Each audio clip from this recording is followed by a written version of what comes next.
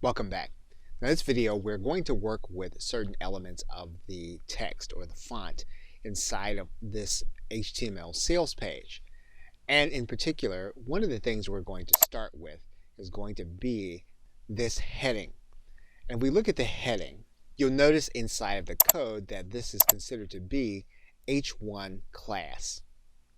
We can change that heading to different class. So for example, we can change this to H2 and you'll see that font change. We can then take the H2 class and we can make it H3 and you'll see it change.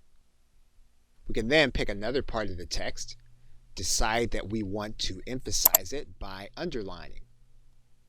So in this case, once we find it inside of our code, what we're going to do is to put our underline code in.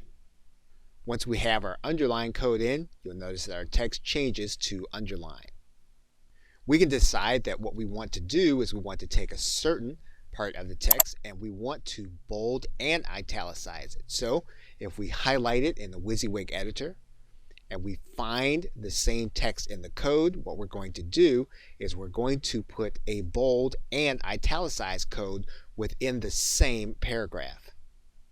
You'll see that when we have both tags in the same paragraph, that we have our text that is bolded and italicized. And we can also change colors on some of our text for other emphasis.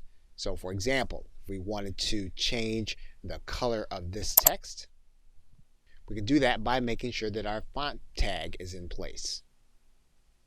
Okay, so you can manipulate certain areas of the font within any sales page for extra emphasis.